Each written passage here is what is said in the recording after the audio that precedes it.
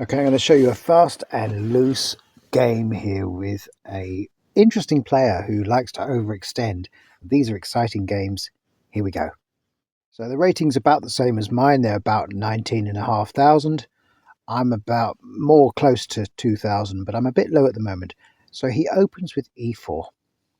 And I did give him Alekhine's defense. The thing I like about Alekhine's defense, and I will just go into this briefly, is that most people have not learned the lines for Alekhine's defense. The correct move here is to push that pawn on. That's correct. And then we move there. The next correct move is to move the c pawn onto the knight. He didn't do that, so now I know he doesn't know Alekhine's defense. And the glory of Alekhine's defense is that it takes you into uncharted territory. And if you are a good chess player and you want to get ahead with people who are just system players and they annoy you, that's where Alekhine's defense comes into it.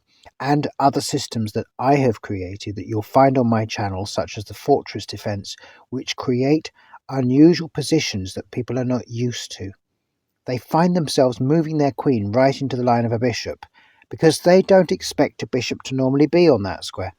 Right, so let's carry on, because bishops have a lot to say about this game. So here we are. He coddles up my knight there, which is really lovely. I like that. And I do this. I'm actually thinking in terms of, would I be able to perhaps move my queen diagonally to give check, and then when the pawn comes out, take the pawn, and then with the knight, and then when he recaptures, take the next pawn with the potential of winning the rook, after his knight's come out, of course. That's one of the thoughts from this situation here with my knight sitting there like that. This is just ridiculous. Like, why would you do this? You see how he's doing all the taking. I'm black and my opponent is white, right? I've got 2 pieces developed. My opponent has 1 piece developed. Now, wouldn't you think that white with the extra move would have... Anyway, let's carry on. In fact, I had a fork here. I didn't see that. I had a fork. Look, I had that, which would have won that bishop with check. I didn't see it. Doesn't matter. We did this instead and kicked it like this. He's got a pawn fork coming up though. He's not careful, and I just solidify both the knights there. So there's no chance of the queen coming down the queen side there with 2 knights in the way. She'd be in a lot of danger. His queen I'm talking about. So now I can do this. You see, these 2 knights give you loads and loads of options, like ridiculous options. I can even take here. He can take. I can recapture. He can recapture. I can take. He can recapture. So now looking at the pawn count, we've got 2 on the queen side. And I've got 4 on the king side, and he has got 4 on the king side as well, but they're kind of split up because he did overextend. He overextended. Let's not beat about the bush. He overextended. So he's castled. I should castle as well. So now we've both castled king side. I don't know. Looking at the board, it looks really, really even, but I still say his pawn too far advanced is a weakness. I don't think it's good. I think my pawn further back, my queen nestling in it, bishop sitting there, far better. But let's see how that all works. His knight comes out here. Now, actually, I could have controlled the knight perfectly with this. Always remember, a bishop that is 3 spaces ahead of a knight controls the knight. Always remember that. It cannot move forward without the potential of being taken by that bishop. So anyway, I didn't do that. Perhaps I didn't see it. I did this instead. What I saw instead was even more extraordinary, was the potential of my knight going to c2, forking his queen and his rook, and losing him, costing him a rook. He saw it. It took him a long time, but he saw it, got his queen to safety. But not safe for long, because look at this beautiful bishop I've got going here. This bishop is the key to this game. This bishop's fantastic in this game. I've never known a light colour bishop to be so good for dark. But anyway, it happens. It's just the way it is. You see what I'm doing now? I already saw that his queen and rook went in line, and I'm getting ready to just put the bishop there to skewer them. And if I can just kick the knight first, which I do, that's great. But now the pawns aren't in quite the right place, so we'll have to move up again. And we won't worry about that because we've got this. Again, you wouldn't expect this from a really, really high level player. But from a good player, an excellent player, which this is an expert player, yes, mistakes like this do get made. I make them myself. Comes up with a nice attack on my queen. That's pretty cool. But I've got a counter attack, not just running to defend. You know, I thought about it. I thought, you know, where could I go? Could I go up here? No, because then he just does this. So, yeah, counter attack. And I'm also covering all the squares he could move to, right? He's only got one square to move to. Or defends it with the queen, which is quite clever, counter-attacking the bishop at the same time. I quite like that. I think that's pretty cool. If he takes with the pawn next, I'm a bit flummoxed. But I've got this again. And unfortunately, this is a bishop fork.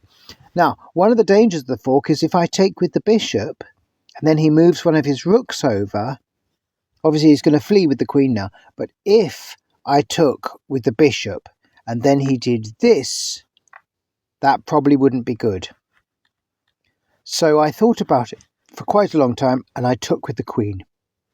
And then he did do that, and I come back, and now I'm not just a one piece up, but I'm a clean piece up. My queen is not scared. She's not worried. She's okay. She's behind. She's back behind the lines. Always work out ways of getting your queen to be able to retreat where necessary. It's so important. If your queen is in the front lines the whole time, sooner or later she's going to get nabbed if you're not careful. Make sure she can get back. Use the diagonals in particular, clear diagonals for her. Make sure she's on the correct colour of square so that she can flit back and forth between back lines and front lines. So now we have this. This is a safe catch for her because there's no rook can come in line with her because of his pawn. And now he comes with this. I don't know what the idea is, because is he going to advance that pawn? I don't know. I just feel like I might as well exchange rooks now. And surprisingly, he takes me up on it. I was very surprised about that. Now, I'm eyeing that pawn, but his queen has got her eye on it as well. What could I do? I suppose I could move the rook up to worry his queen, but I've still got to be careful about the back rank. He could back rank check me, and this happened to me in a game just today. I had won my opponent's queen, and I got back ranked by their rooks because I forgot about the back rank. So he's doing all this stuff, and luckily it kind of reminds me that I should be doing similar stuff.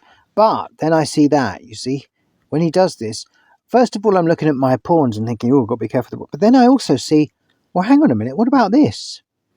And you know, people always think you've got to have the bishop behind the queen to do a checkmate. You don't. You can have the bishop in front of the queen. Trust me, you can. It's possible. Right? There were not many ways that he could defend against this that I could see.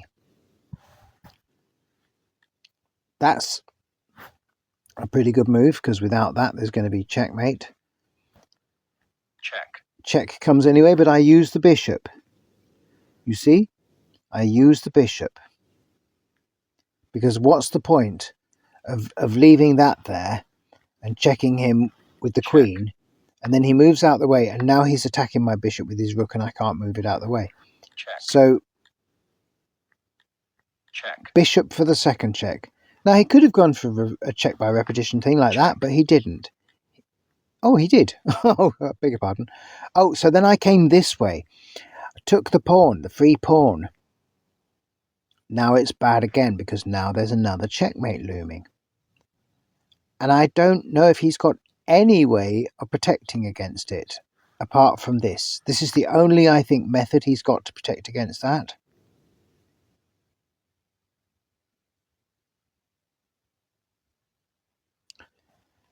Yeah, that's the only thing he could have done.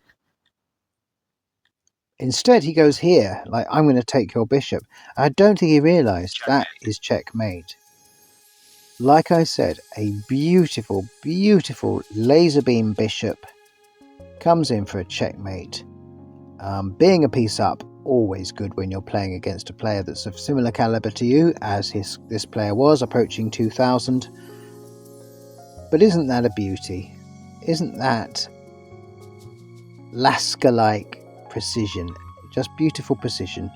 Really clear, really lucid game. Compared to some of the horrors I've been playing lately, that one was a pleasure, I must say. Hope you enjoyed it. If you did, subscribe and like the video, please. It's Chess Voices. It's the most relaxing chess channel on YouTube. And we will see you again very soon. Uploads all the time, so come back soon. Bye for now.